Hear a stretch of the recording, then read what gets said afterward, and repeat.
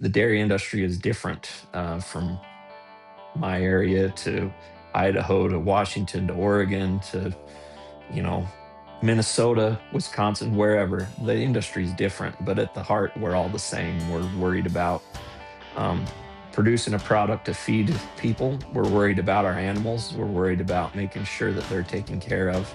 And we're worried about our employees and making sure that they have a job that we can pay them and take care of them and their needs as well.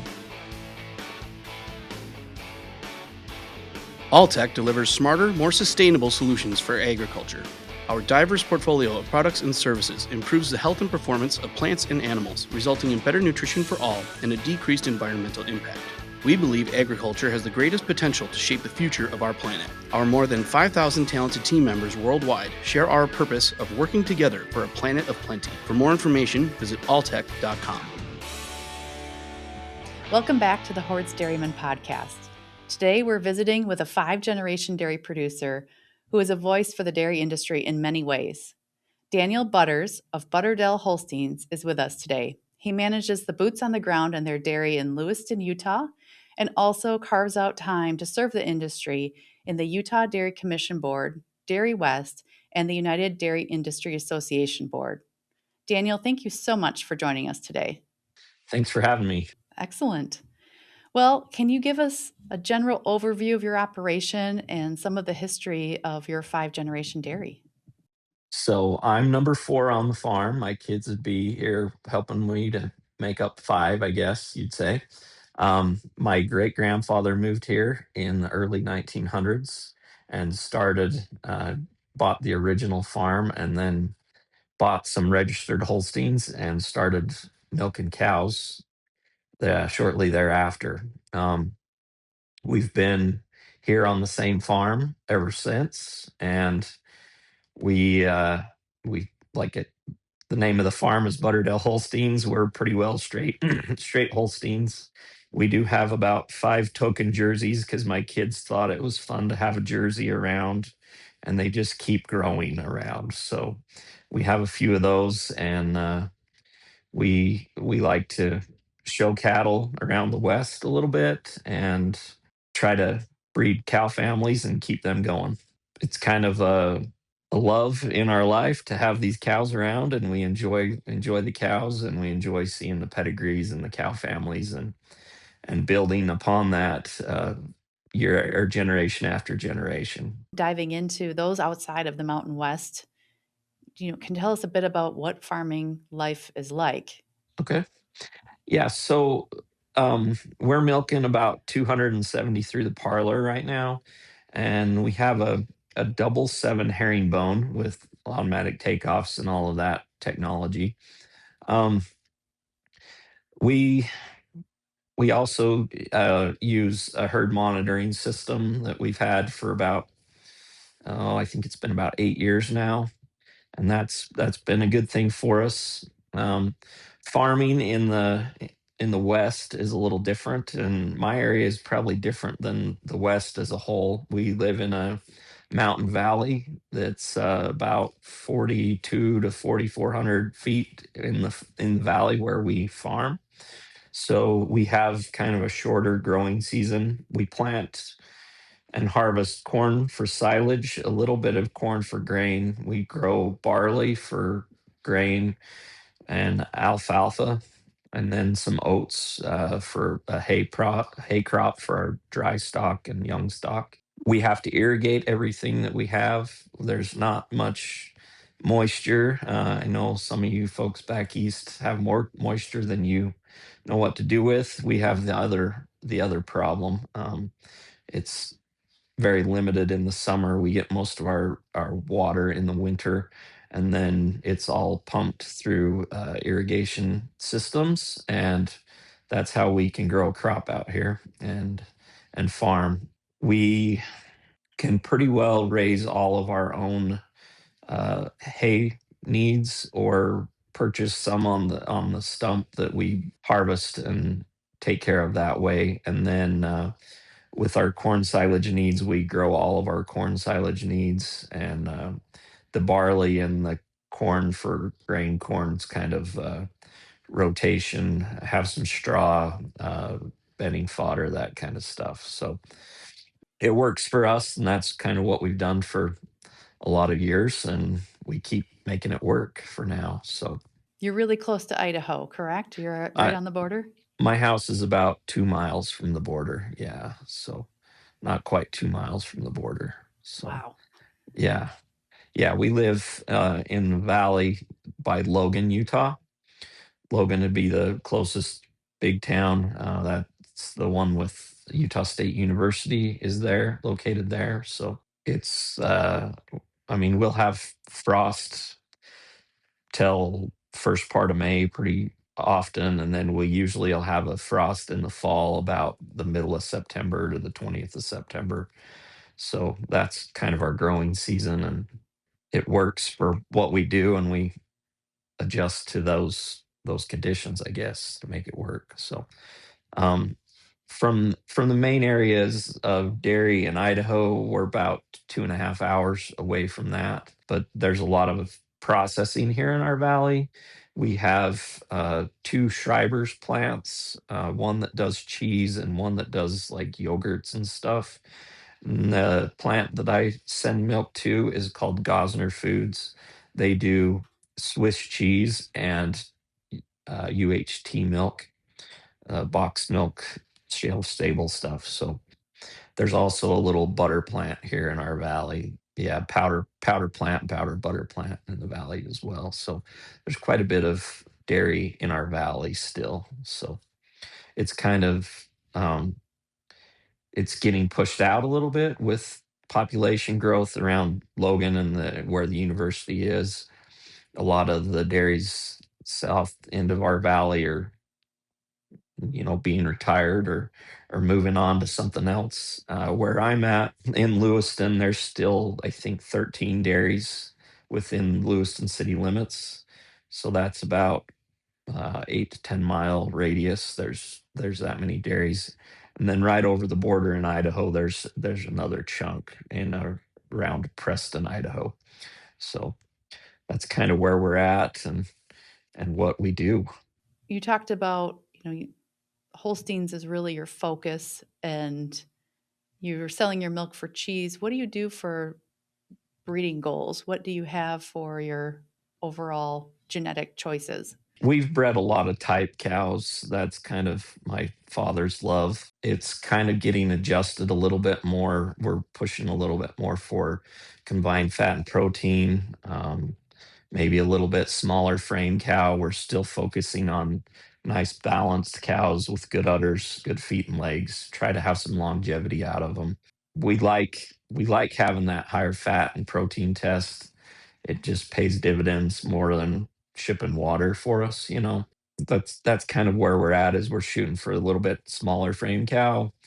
If you come and see our herd, you would not know that because they're pretty big cows, but we're trying to keep them at least there and not gaining on that. Trying to reduce that frame size. Yeah, a little bit. Maybe get a little more efficiency out of them. So you touched on this a little bit, but what would be some of your shorter term goals and longer term goals for the dairy? Shorter term goals is just trying to keep preg rates going, keep our cows where they need to be, try to keep the quality there. It pays a lot to keep that milk quality for us. There's a pretty good bonus from our processor to keep it there, and so those are the things we're really trying to watch for and make sure we're keeping on top of, keeping cows pregnant, keeping cows healthy. With the beef market now, if you can keep those cows to where they can go for harvest versus, you know, passing away, that's a lot of extra income for us. Yeah, and then long-term goals, I would like to add a few more cows in our area. You can't. It's not like Idaho where you can grow quite a bit. It's a little more. It's harder to have the space where I'm at to change a lot, but I would like to put in a few more cows and see where that goes and see what the next generation wants to do, and then decide whether we look at some of the newer technologies as far as milking equipment, and look at robots or something like that. But it's that's kind of where we're at. Is we work through it and see where the next generation wants to go and how long it's able to go here.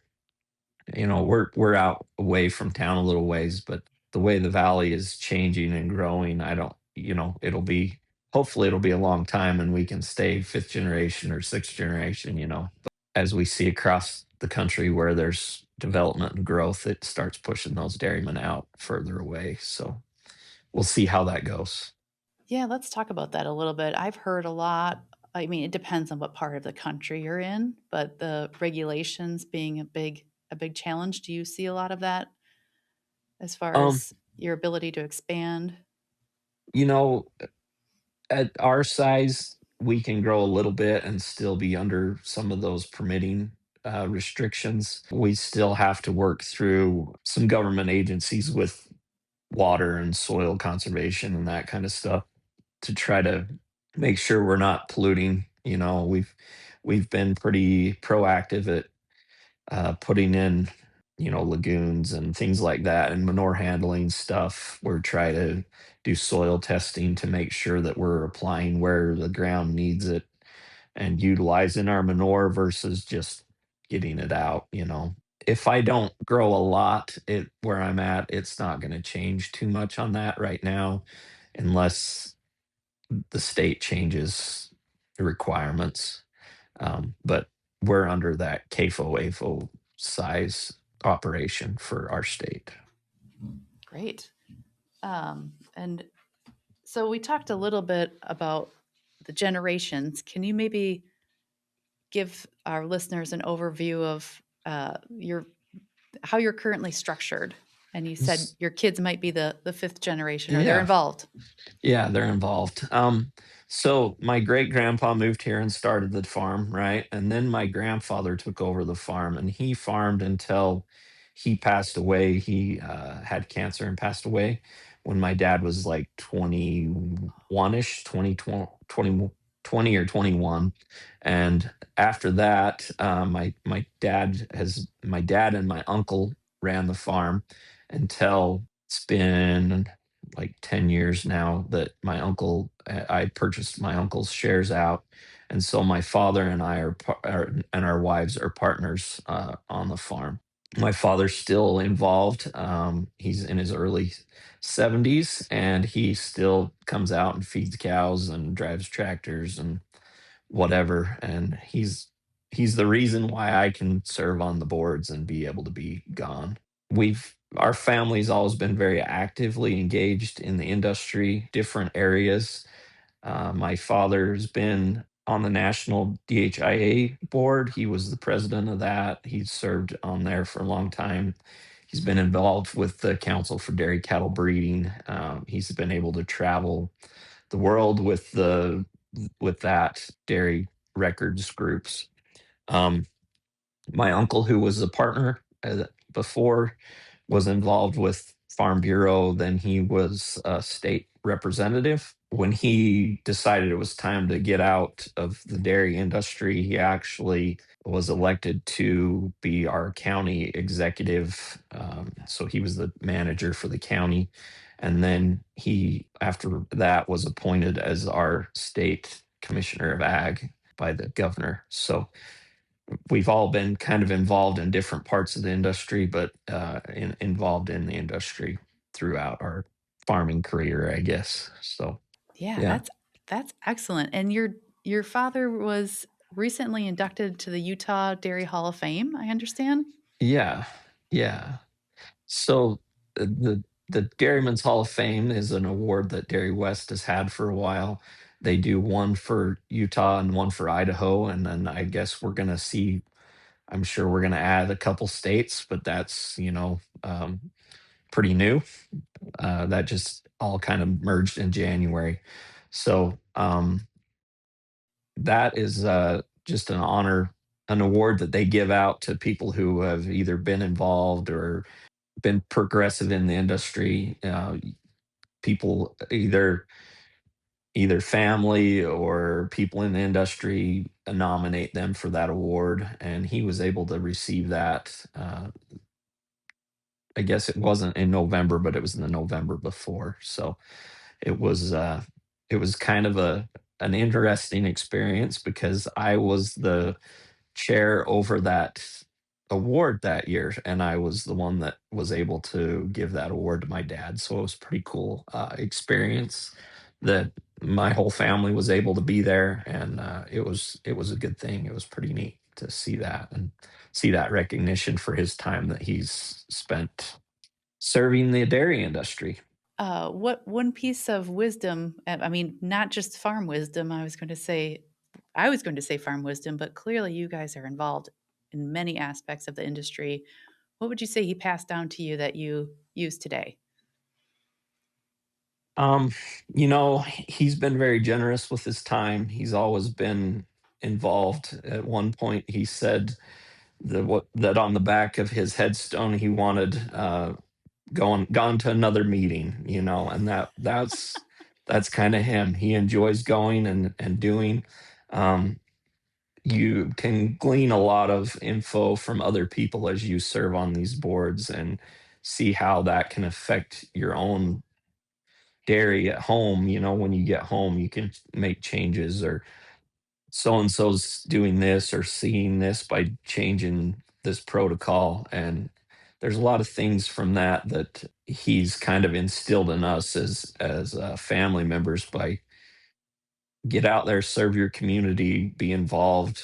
If you stay home and you do the same thing all the time, you're never going to progress, and you're going to just be status quo. And we can't be that way in the dairy industry.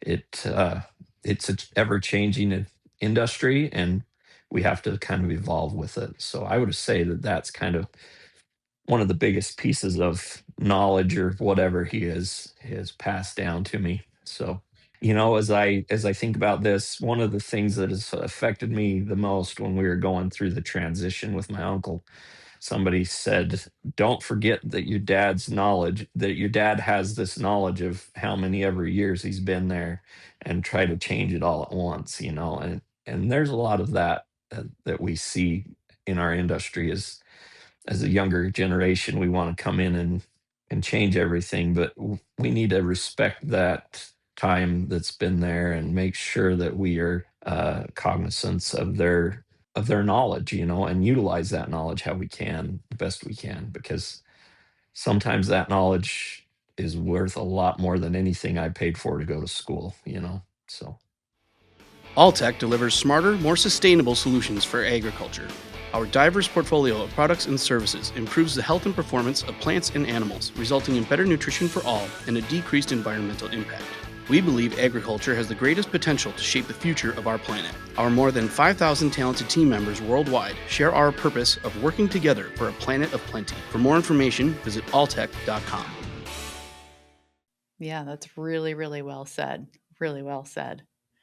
So obviously, that's instilled like a lot of motivation into you as far as your drive to join these boards. Can you tell us a little bit more like on why initially did you, put your hand up and say I'm interested? um I another gentleman that was serving on the board for the Utah Dairy Commission approached me and said, hey, we're doing some restructuring. The two guys that have been on there are wanting to be done. Would you put your name in the hat? And so I said, sure. It was one of those things that I thought, I don't really have time, but I guess I'll throw my name in the hat. And so I did that. I was elected. And then, as you get involved, you have a lot more opportunities come up. And I guess the way I phrased it with Dairy West, we had a meeting a couple months ago and they asked the same thing. And I said, I'm a yes man. I just keep saying yes. And there's a lot of good opportunities that come from that yes. And being able to meet people from all over the country and see how the dairy industry is different from my area to Idaho to Washington to Oregon to you know, Minnesota, Wisconsin, wherever. The industry is different, but at the heart, we're all the same. We're worried about um, producing a product to feed people. We're worried about our animals. We're worried about making sure that they're taken care of. And we're worried about our employees and making sure that they have a job that we can pay them and take care of them and their needs as well. And so I guess as I've been involved, by saying yes, it's opened up other opportunities for me, and it's pretty neat to see the other side of the industry rather than just keeping my head focused at the dairy here and not seeing some of that other stuff. So now you've had the chance, to see the other side of this, and the checkoff system can be, feel abstract or a bit of a mystery. So, can you tell us the direct ROI that the local producer would get from the regional and the national marketing efforts? As with that question, as I think about it, direct ROI is hard to just say, here's one thing, here's this or here's that. As you look at the broad spectrum that checkoff covers, um, we've had uh, retail programs in our area that they've done with convenience stores or with Walmart or Albertsons, those grocery chains. And you can take some of that data and say, we've invested this was the sales, we're moving more product. On the national side, you can look at the Export Council and see what they've done. When I started kind of being involved, we were at the National Milk Producers Federation in the early 2000s, me and my wife, and I went to the export breakout session, and they were talking about trying to get to 5% on exports, and last year we shipped almost 20% of the production in the US out of the country. As you sit back and look at it from a farmer's side, we're worried about staying in business. We're worried about having that market and having a value there for our product.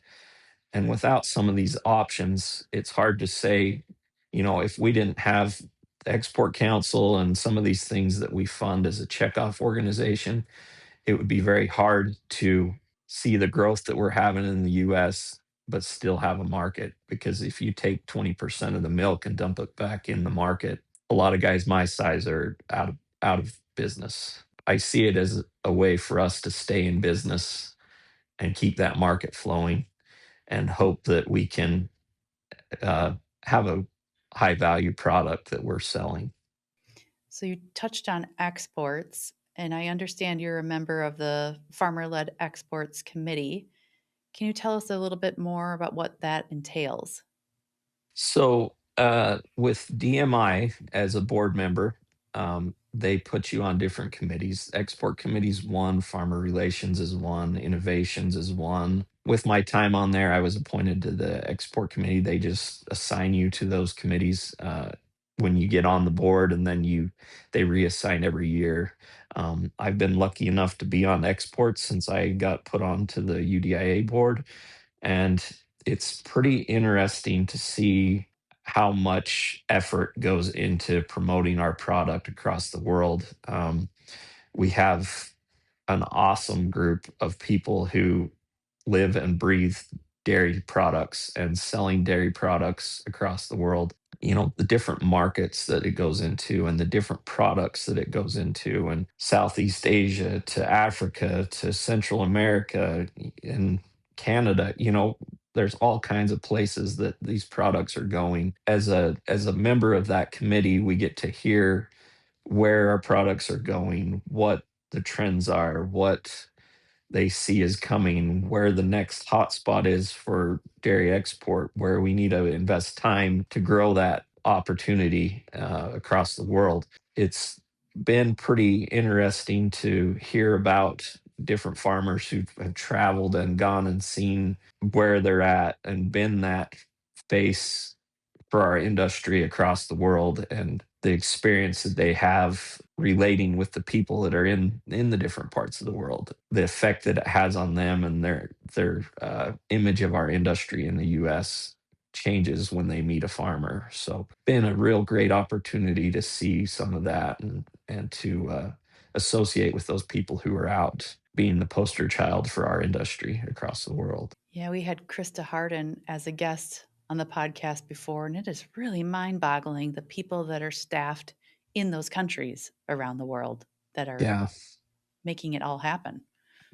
Yeah, it's amazing. I actually had the opportunity a few weeks ago to go to the US deck office in Washington D.C. when I was out there, and I didn't realize that we had that many people there because as a export committee member, we just go to those committee meetings at the board meetings, right? It's part of the board meeting, and you go in there and there's people all over talking about different parts of the world, and we need to work on this here or this product could be moved here, and associating those products with where they're going to work and where they're not going to work, and worried about, in our industry now we're facing a lot of extra fat, butter fat content, and their concern on how we can try to move some of that out of our country to keep our market strong. It's pretty amazing to be able to see that concern and that level of caring about our product milk that we all produce. Yeah, that's excellent. So you've done, a variety of roles on these boards. Can you tell us, what part of this do you enjoy the most? Probably the most rewarding is to be able to meet people and associate with them and pick their brain on what's working for them and what's not working and where they see things going. It makes a big difference um, in my life, I guess, because I look at things different when I get home. Where am I at? What do I need to do? How can we improve?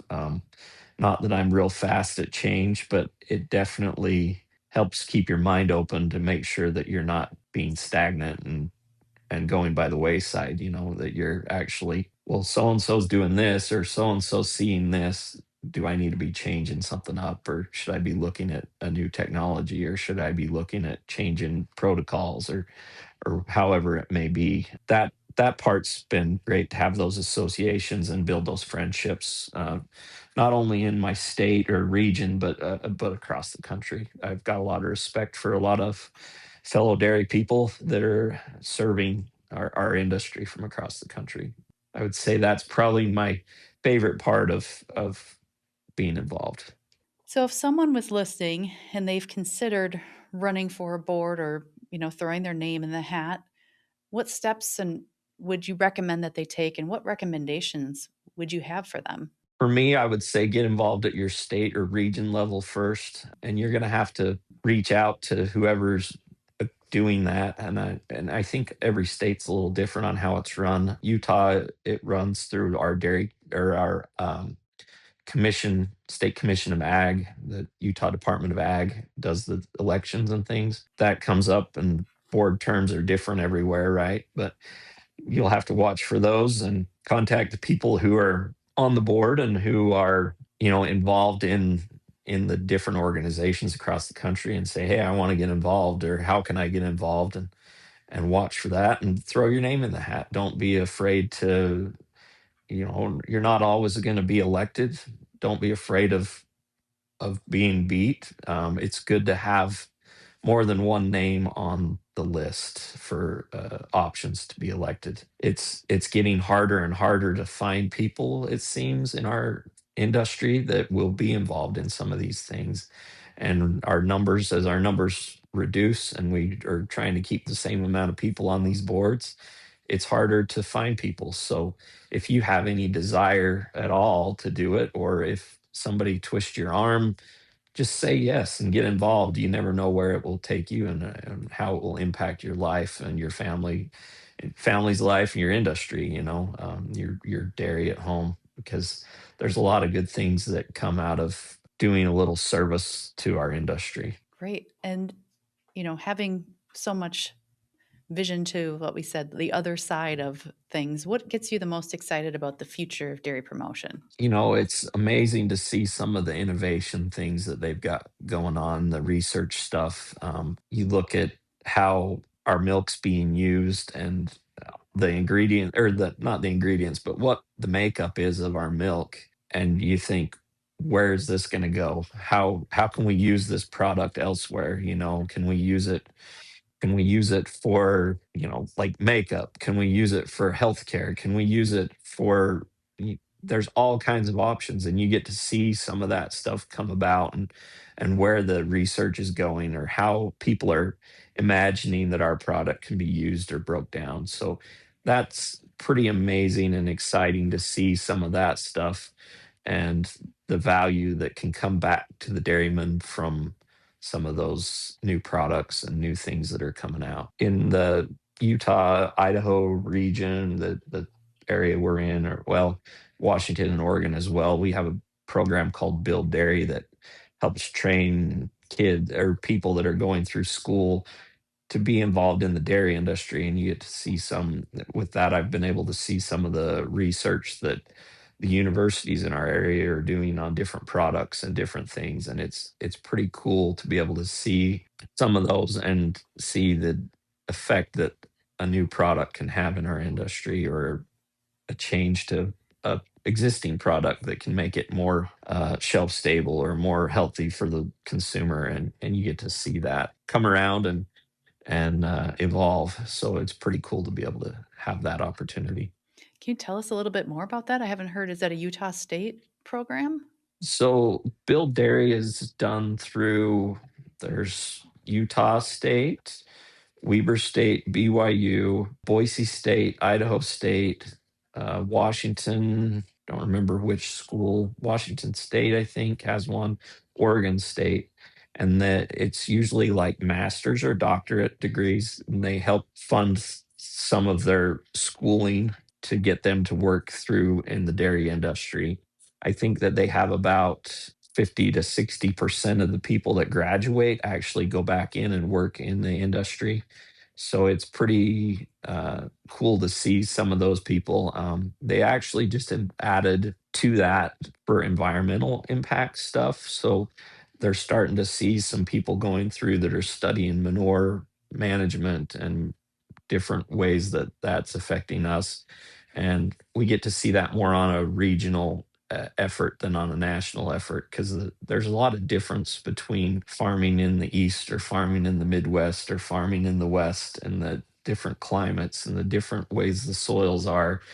And with some of that information, we can be better dairymen and better farmers with some of that data that's coming out, and having those people involved in our industry to help support that along the way as well. So if you wanted to talk with somebody about that, there's a man named Eric Bastian that works for Dairy West. He would be the guy to follow up with if you want more info on the Build Dairy program. But it's a pretty awesome program that I've been able to be involved with also through this board service. So Yeah, that sounds amazing. Maybe we can put a link in the show notes to give people a little bit more information. I hadn't heard of that. That sounds like an yeah, incredible program. so it kind of works through the dairy centers that DMI has. We actually have one at Utah State called the Western Dairy Center, and then they've evolved with that a little bit more to help do some research and stuff.